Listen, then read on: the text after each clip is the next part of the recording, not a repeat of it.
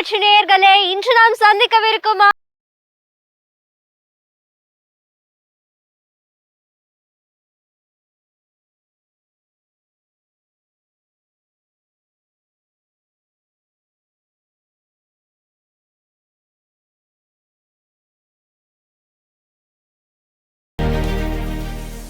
கோட்டாறு மறை மாவட்டம் எழில்கொன்றம் கடற்கரை கிராமமான முட்டத்தில் அமைந்துள்ள நூற்றாண்டு பழமை வாய்ந்த சகல புனிதர்கள் ஆலயம்.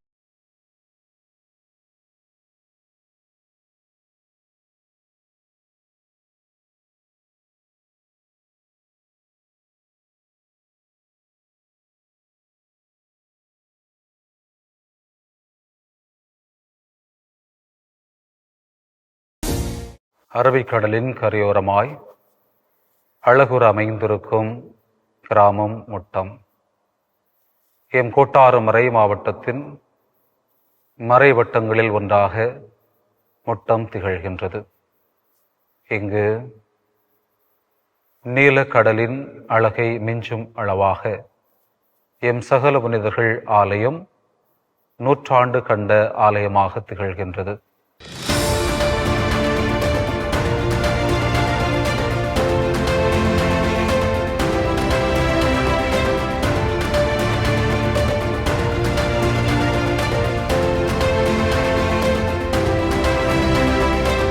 கன்னியாகுமரி மாவட்டம் கல்குளம் தாலுகா குளச்சல் சட்டமன்ற தொகுதிக்கு உட்பட்ட அழகான கடற்கரை கிராமமே இந்த முட்டம். எழில்கொன்றம் அழகான கடல் அலைகள், பச்சை பசைலென இருக்கும் இயற்கையின் வனப்பு, சிறப்பான செம்மண் பூமி என 1875ஆம் ஆண்டு ஆங்கிலேயர்களால் கட்டப்பட்டு 1882ஆம் ஆண்டு செயல்பாட்டிற்கு வந்த தென்னகத்தின் முதல் கலங்கரை விளக்கமாக திகழ்கின்ற சுற்றுலா பயணிகளின் சொர்க்க பூமியான முட்டம்.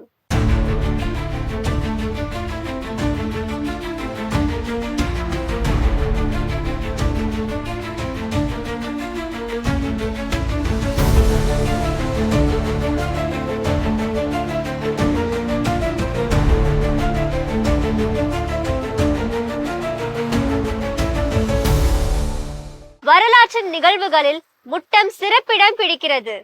கல்வெட்டுக்கள் என்பவை வரலாற்று நிகழ்வுகளை படம் பிடித்து காட்டும் கால கண்ணாடிகள் என்றால் அது மிகையல்ல. கல்குளம் தாலுகா திருநந்திக்கரை குடைவரை கோவிலின் கிழக்கு பக்கச்சுவரில் உள்ள வட்டெழுத்துக்களால் ஆன கல்வெட்டு முட்டம் என்ற ஊர் கிபி 10ஆம் நூற்றாண்டிலேயே இருந்ததை குறிப்பிடுகிறது. கிபி 1003ஆம் ஆண்டு ராஜராஜ சோழன் தனது பிறந்த நாளை முட்டம் பகுதியில் கொண்டாடியதையும் குறிப்பிடுகிறது. முட்டம் மண்ணில் கிறிஸ்தவம் வளர்ந்த வரலாற்றை 3 அத்தியாயங்களாக பிரிக்கலாம். முதல் அத்தியாயம் கிபி 52 நவம்பர் 23ஆம் நாள் புனித தோமா தென்னிந்தியாவின் மலபார் கடற்கரை பகுதியில் தனது காலடிகளை பதித்த நிகழ்விலிருந்து துவங்குகிறது. கிபி 52 நவம்பர் 23ஆம் நாள் புனித தோமா தென்னிந்தியாவின் மலபார் கடற்கரை பகுதியில் தன் பாதங்களை பதித்தார். ஏற்கனவே கடல் வாணிபத்தின் வாயிலாக கால் பதித்து மலபார் பகுதியில் தங்கள் குடியிருப்புகளை கட்டமைத்திருந்த தம் இனத்தவரான யூதர்களையும் அவர்களின் ஜெபக்கூடங்களையும் கண்டு மகிழ்ந்த புனித தோமா கிறிஸ்துவை பற்றிய தனது அனுபவங்களை பகிர்ந்து கொண்டார். ஏறக்குறைய 3000 நம்பூதிரி குடும்பங்கள் கிறிஸ்தவம் தழுவியதாக வரலாறு கூறுகிறது. புனித தோமாவால் கிறிஸ்தவம் இந்திய மண்ணில் விதைக்கப்பட்டது. அதற்கு சான்றாக கிபி 57இல் திருவிதாங்கோட்டில் அன்னையின் பெயரால் அவர் கட்டிய ஆலயம் அரைப்பள்ளி என்ற பெயரில் இன்றும் நிலைத்து நிற்கிறது. சேர மன்னர் உதயஞ்சேரல் இவ்வாலயத்திற்கு அமலகிரி ஆலயம் என பெயர் சூட்டினார் என்பது இதன் தனிச்சிறப்பு. கிபி 1498ஆம் வருடம் கேரள கடற்கரையோரம் வந்திறங்கிய வாஸ்கோடா காமாவினால் கிறிஸ்தவத்தின் 2வது அத்தியாயம் தொடங்குகிறது. கோவாவை தலைமை இடமாக கொண்டு ஆதிக்கம் செலுத்திய போர்த்துகீசியர் தோமா வழி கிறிஸ்தவர்களின் ஆலயங்களை புனரமைத்து மீண்டும் இம்மண்ணில் கிறிஸ்தவம் பரவ காரணமாயினர். இக்காலகட்டத்தில் கொச்சியிலிருந்து குமரி வரை கடலோர வாசிகளாக திகழ்ந்த முக்குவர் மக்கள் பெருந்திரளாக கிறிஸ்தவம் தழுவினர். அப்போது இஸ்லாமியர்களுடன் ஏற்பட்ட சண்டைகளின் காரணமாக நிரந்தர பாதுகாப்பு வேண்டி போர்த்துகீசியர்களின் ஆதரவை நாடிய பரவர்குல மீனவ மக்களுக்கு பிரான்சிஸ்கன் துறவியர் கப்பல் படை பாதுகாப்புடன் வந்து தென்னிந்தியாவின் கிழக்கு மேற்கு கடற்கரை கிராமங்களில் வாழ்ந்த மக்களுக்கு திருமுழுக்கு கொடுத்து திருமறையில் இணைத்தனர். கிபி 1542 புனித சவேரியாரின் வருகையினால் குமரி மண்ணில் கிறிஸ்தவத்தின் 3வது அத்தியாயம் தொடங்குகிறது.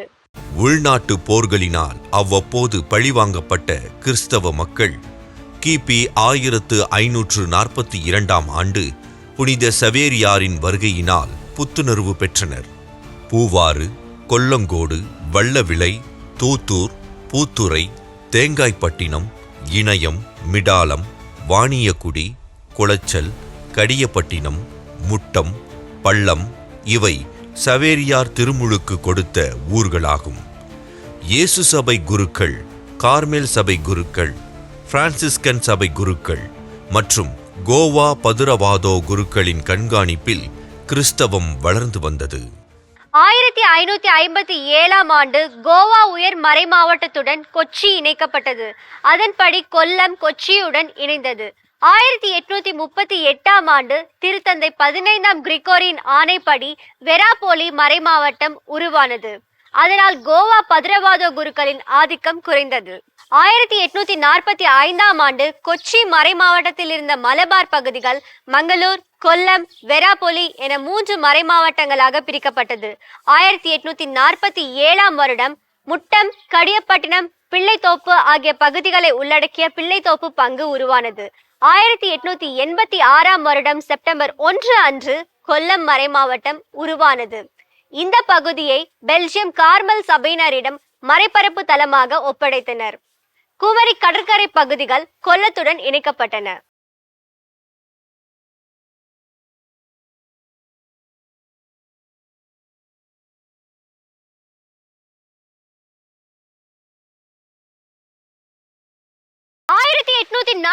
இல் 2458 உறுப்பினர்களை மட்டுமே கொண்டு செயல்பட்டு வந்த பிள்ளைத்தோப்பு பங்கு 1871 வருடம் 3200 பெருகியது.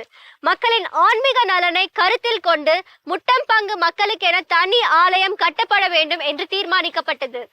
ஆரம்ப காலகட்டத்தில் ஒரு சிலுவை மட்டுமே வைத்து ஓலையால் வேயப்பட்ட சிறு இடத்தில் ஜெபங்களும் திருப்பலியும் நடந்து வந்தன.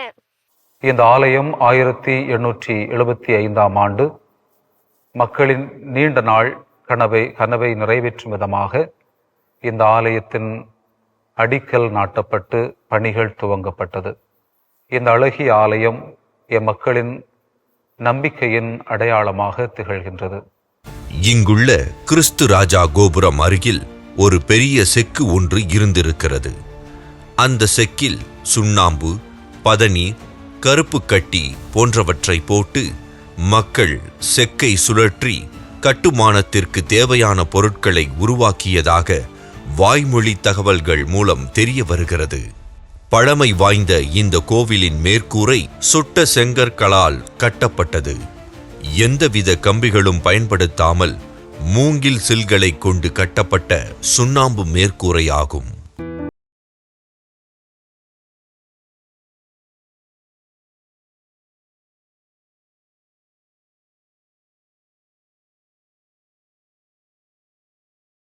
புதிய ஆலயம் கட்டிய பின்பும் முட்டம் பிள்ளைத்தோப்பின் கிளை பங்காகவே செயல்பட்டு வந்தது. 1616 375 இருந்த கிறிஸ்தவ மக்களின் தொகை 1929 ஆண்டு 1475 உயர்ந்தது. மக்களின் ஆன்மீக வாழ்வின் தேவை கருதி 1929 ஆண்டு பிள்ளைத்தோப்பிலிருந்து பிரிந்து முட்டம் தனிப்பங்காக உருவானது. முதல் பங்கு தந்தையாக அருட்பணி அன்புரோஸ் பெர்னாண்டஸ் அவர்கள் பொறுப்பேற்றார்கள். இக்காலகட்டத்தில்தான் கொல்லம் ஆயர் மரிய பென்சிகர் அவர்களின் முயற்சியினால் 1930 மே 26 கோட்டாறு மறை மாவட்டம் உதயமானது. புதிய மறை மாவட்டத்தின் ஆயராக லாரன்ஸ் பெரேரா பொறுப்பேற்றார்கள்.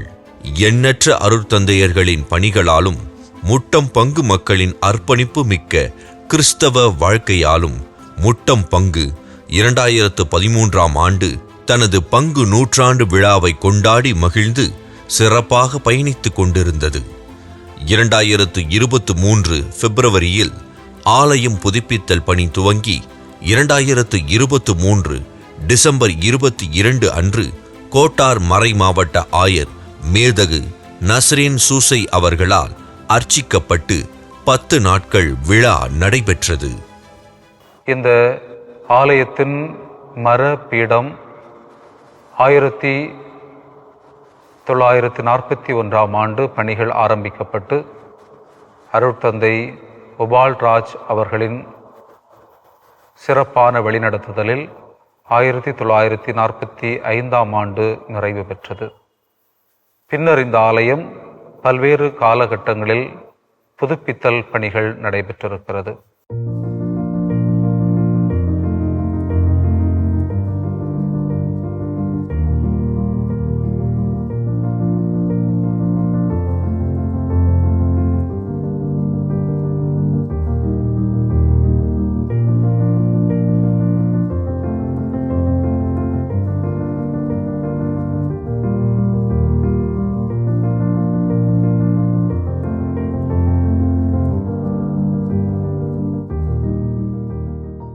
ஆயிரத்தி 1941 வருடம் அருள் தந்தை உபால்ராஜ் அவர்களின் பணிக்காலத்தில் ஆலயத்தின் பீடம் மாற்றி அமைக்கப்பட்டது. ஆலயத்தின் புதிய பீடத்தை கொல்லத்தை சேர்ந்த தமியான் மேஸ்திரி அவர்கள் 5 வருடங்களாக செய்து 1945 வருடம் நிறைவு செய்தார். 1989 வருடம் அருள் தந்தை ஜான் போஸ்கோ அவர்களின் பணிக்காலத்தில் ஆலயம் மறுசீரமைக்கப்பட்டது. அப்பொழுது தரைத்தளம் முழுதும் மாற்றி அமைக்கப்பட்டு மார்பிள் கற்கள் பதிக்கப்பட்டது.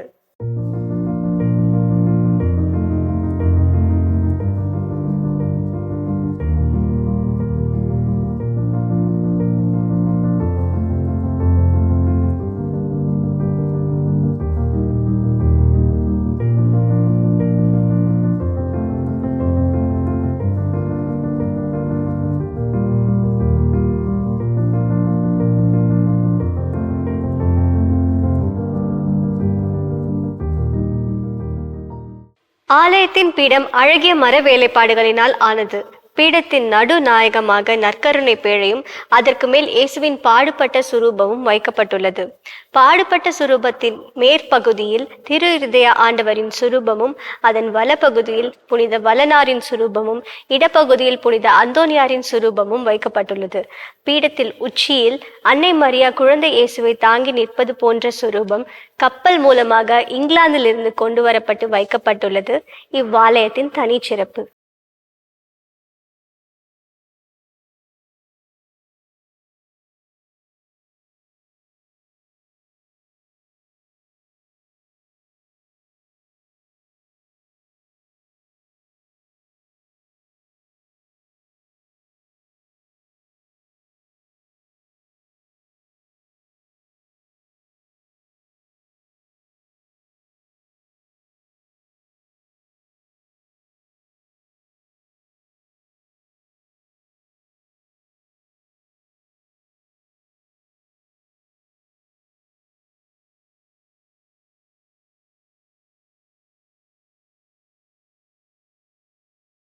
வலப்புறத்தில் சகாயா அன்னையின் சுரூபமும்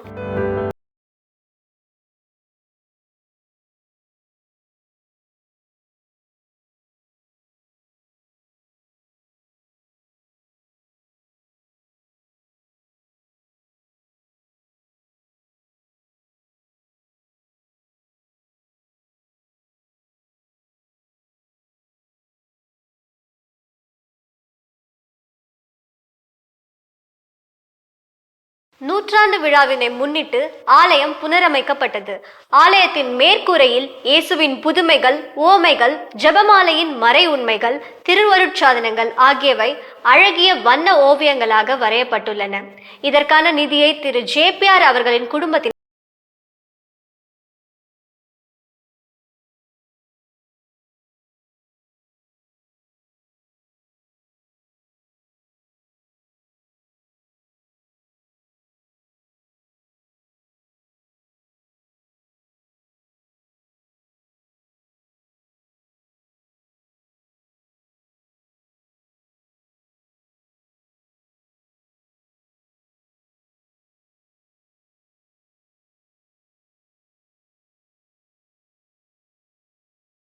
2006 மற்றும் 2007 ஆண்டுகளில் மண்ணின் மைந்தர் திரு ஜேபிஆர் அவர்களின் உதவியுடன் கொடிமரம், புனித லூர்து அன்னையின் கெபி மற்றும் சிலுவைப்பாதை நிலைகள் ஆகியவை கட்டப்பட்டது.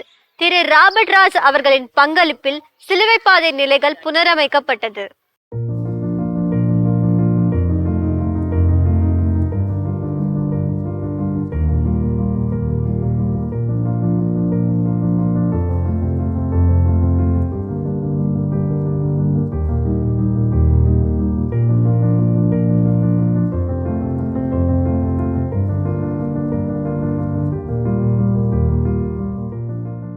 ரெண்டாயிரத்தி 13 ஆண்டு அருட்தந்தை பாஸ்காலிஸ் அவர்களின் பணிக்காலத்தில் சகல புனிதர்கள் ஆலயத்தின் 100ஆண்டு விழா கொண்டாடப்பட்டது. 1/11/2013 அன்று மேதகு ஆயர் பீட்டர் ரெமிஜியஸ் அவர்களால் தொடங்கப்பட்டு ஓராண்டு காலம் விமரிசையாக கொண்டாட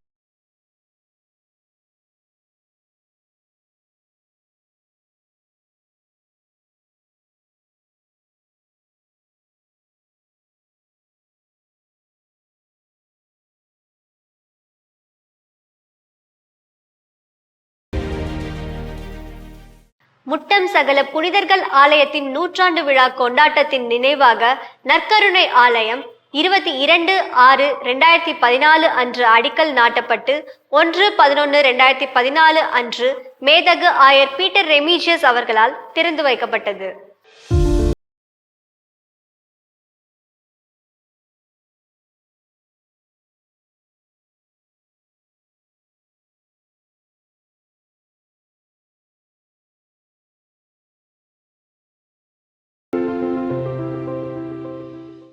எங்கள் பங்கு முட்டம் பங்கு. இந்த பங்கில் நவம்பர் 1ஆம் தேதி நாங்கள் ஒவ்வொரு ஆண்டும் திருவிழாவை கொண்டாடுவோம். எங்கள் பாதுகாவலர் சகல புனிதர்கள் அந்த திருவிழாவை அதற்கு முன்னதாக 10 நாட்கள் ரொம்ப ஆடம்பரமாக கொண்டாடுவோம். முதல் நாள் 10 நாட்களுக்கு முன்னதாக மாலையில் 6 மணிக்கு ஜெபமாலையும், அதைத் தொடர்ந்து 6:30 மணிக்கு கொடியேற்றமும் நடைபெறும். கொடியேற்றத்தோடு திருப்பலியும்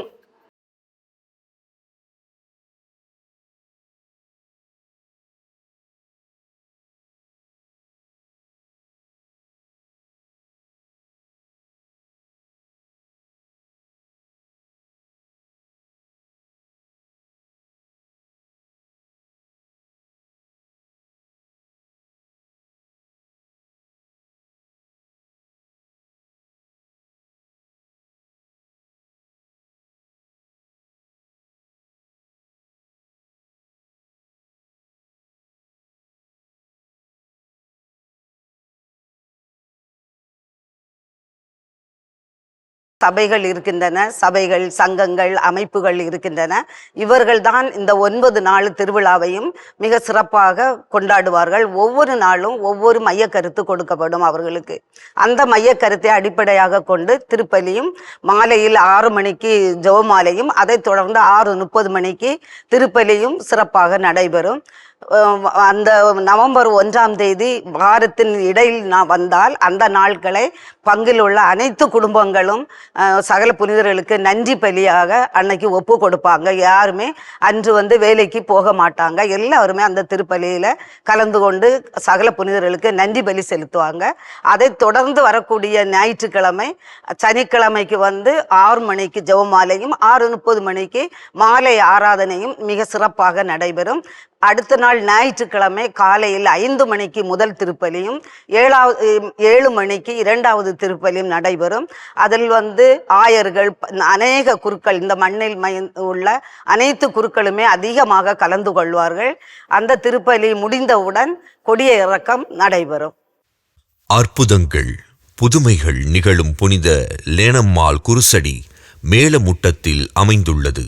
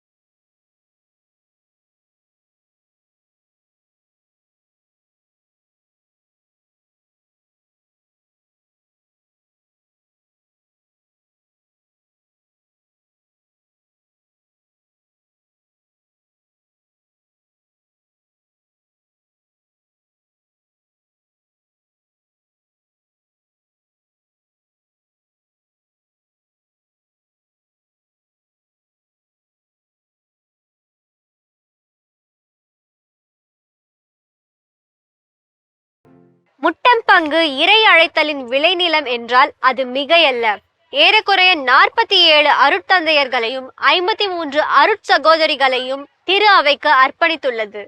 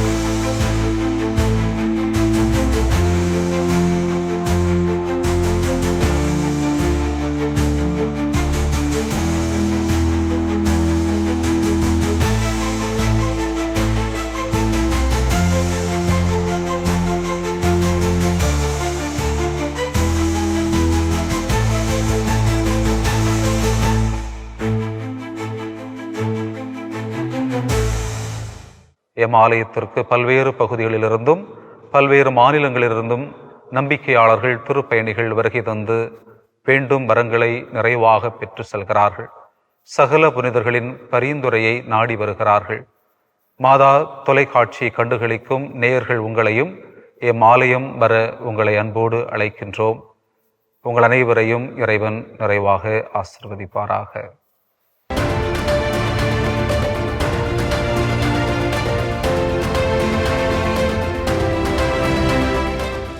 புனித சவேரியாரின் பாதம் பட்ட அழகிய எழில் கொஞ்சம் கடற்கரை கிராமமான முட்டத்தில் உள்ள சகல புனிதர்கள் தேவாலயத்தை எப்படி அடையலாம்?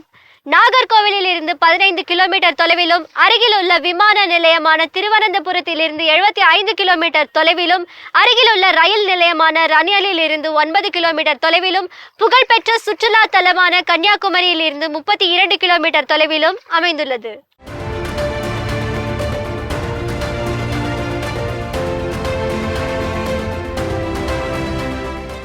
புனித சவேரியாரின் பாதம் பட்ட அழகான கடற்கரை கிராமமான முட்டத்தில் அமைந்துள்ள 100 ஆண்டு பழமை வாய்ந்த சகல புனிதர்களின் ஆலயத்திற்கு நீங்களும் வாருங்கள், இறையாசிரை பெற்று செல்லுங்கள். இயேசுவுக்கே புகழ், மரியே வாழ்க.